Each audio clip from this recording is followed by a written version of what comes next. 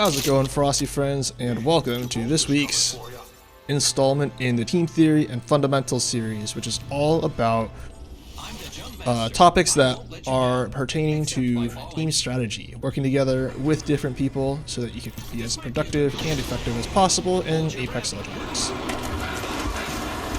So today's topic is going to be pushing, and from a team perspective. So we'll go over a couple of strategies and sort of like the pros and cons and exactly how to execute each of these strategies. So I typically see two different approaches to pushing. So the first is going to be going hip to hip. So as the name implies, it's where all three team members literally stand next to each other and run hip to hip into whatever position. And so this particular tactic is going to really rely on teamwork and coordination. And so you cannot afford to have any sort of divergence in terms of intent or target prioritization. You have to have like perfect target prioritization, and you have to be focusing your fire in order to make that tactic work. And so the objective with that specific way of pushing is going to be overwhelming isolated individuals with teamfire, since it is extremely difficult for an individual to win against. Oh wow, what? Oh, they both must have hit me. It's going to be really difficult for a single individual to deal with three people pushing them at once, since they would have to output 3 times as much damage to even trade against an individual. So this tactic, I think, is typically used when enemy squads attempt to hold a position that has too many open angles of attack. And so, you know, like if it's like, say, like a building like with lots of openings in it, and all three members of the squad have to spread out in order to all three members of the squad have to spread out in order to cover all those different entrances. Then a squad may opt to go hip to hip and just pick one of the entrances and aim to knock that person before the rest of their squad can respond. At which point then they're in a 3v2 situation, which they should win. They'll be using things like double door kicks, so you know they'll double up when going up to kick a door, so that they're going to be able to break through the door without the enemy, who might be holding the door on the other side, being able to deal with both of them at once. They're also going to be trying to force enemies to heal before closing distance, and so from the mid range, right, they're going to be looking for solid damage, like broken shields and stuff like that, so that they're going to be able to have the space that they need. And so when enemies are forced to heal, then that means that they're not really watching as closely for what the squad is doing, and so their whole goal again is to surprise the enemy squad with this tactic before they can sort of react. And so if the enemies have to heal, then that's just one less pair of eyes that's watching and going to be able to tip off the rest of their team that one of them is getting targeted. Typically speaking, in terms of weapon loadouts, you're going to see this strategy is probably going to be a little bit more effective if you are using close quarter combat options. So things like like Mastiff, R99, the bolts, those are all going to be weapons that you're going to want to reach for when you are employing this tactic. This going hip to hip strategy is going to be less effective when you're trying to attack enemies who are roughly equal skill level, since a enemy who is of a reasonable level of skill should be observant enough and communicative enough that going to hip is actually not going to be something that slips past their squad. And so it definitely still works. It definitely still can work against people with equal skill levels, but it's way more effective for abusing low players who are of lesser skill than you, I guess. And better players are actually going to be super punishing, since individuals at higher levels of play are really great at sort of slipping out of tough situations and sort of delaying. And if the team goes hip to hip and they do not get the knock really quickly, then by the time that the remaining enemy team members actually shift their attention back, because all three of the team members are grouped up close together, it can makes them very susceptible. Basically turns them into a giant blob of valid targets to hit. So Yeah, so definitely like it's a situational tactic. It's a way to push. It's not the way to push. You know, there's more to, I guess, the game than that, thankfully.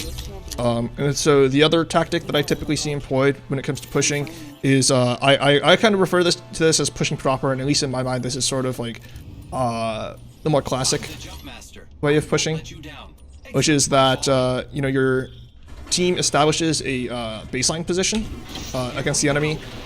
This is usually, you know, achieved by like having engagements like at the mid-range and slowly over time advancing towards the enemy. And so this like sort of like orients the enemy squad, right, and sort of like sets up like sort of like the lines of approach that everyone's going to be dealing with. And so after establishing this baseline position, then one of your teammates is going to actually like go out on a flank. And so this is like sort of like a pretty classic maneuver that a lot of people are familiar with. And so when you are performing this flank, right, you're like going to be trying to open up an alternative line of fire. And the most important thing is that when you are flanking, the flank cannot die. Like cannot be spotted, they cannot get focused, and they cannot die. Because if they do so, then they've actually turned what was previously supposed to be an advantageous situation where their squad's like getting more assertive and aggressive into a losing one.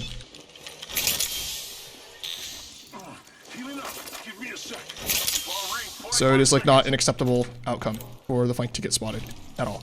It cannot happen.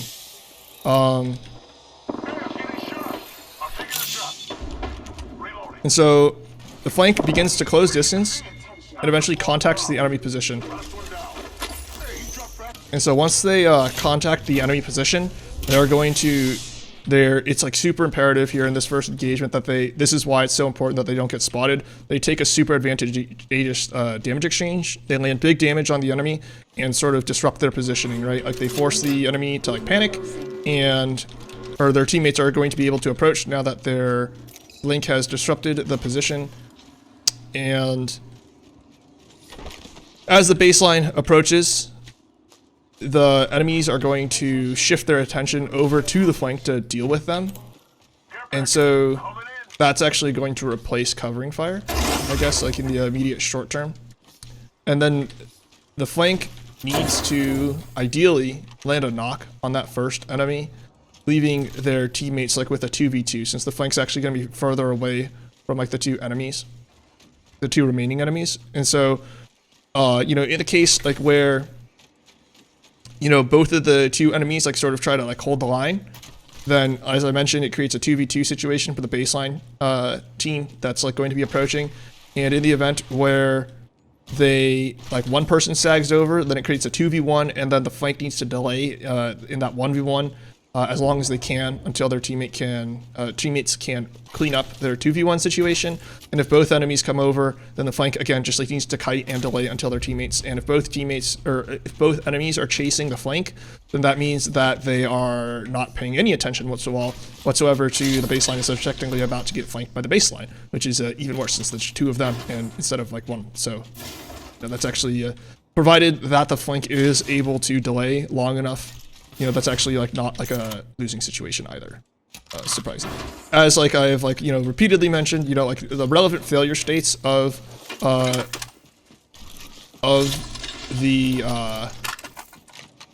guess like the classic push is if the flank dies for any reason, or if the baseline's timing is off. So if the baseline arrives too early, then they're just going to take like way too much fire on the way in, right? And then they're just like not going to be in a state like where they're going to be able to effectively fight and back up the flank because they're going to need to stop and heal, which again, I guess ultimately like, at the end of things, like being too early like, actually winds up making you too late because like you need to heal so you don't die. And then, you know, if they're too late, then the flank dies, and that's definitely undesirable. The additional failure state, I guess, is like if the baseline does not focus fire, and so if the flank lets their person that they target when they're just initially disrupting the position, if they let that person walk away and like, you know, not be dead, and then the baseline doesn't actually find that person and like land like the last few shots hopefully to kill them, then that's going to give the enemy like time in order to compensate, I guess, and to probably like respond to the flank and then kill the flank, which is again not great. Or if the baseline, you know, once they've like sort of like achieved their 2v2 situation, they don't focus their fire, and the enemy 2v2 does, or the enemy 2 do, then that's going to lead to the baseline actually like losing a team member before knocking one of the enemies.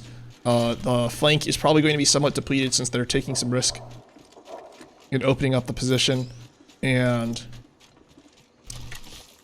going to lead to a man disadvantage and eventually like a lost fight. So definitely like, you know, pushing proper, like it's again, like it's like got like things about it that are difficult. They're different from like, you know, going hip to hip difficult, but they, you know, I don't think that it's like more or less, it's just different. And so they're both like tools that you can use for like different kinds of approaches, different kinds of maneuvers. Definitely like use these both. It's a lot better, I guess, than trickling in, you know, or like having like too many people flanking, or, you know, having like one person from the baseline pushing and one person from the baseline hanging back or anything like that. So it's like, you know, like really like anything that's like sort of like probably like not as like coordinated as one of these, like it's just like probably going to be less likely to be effective and successful. So, yep, that's pretty much that. And I'm gonna switch to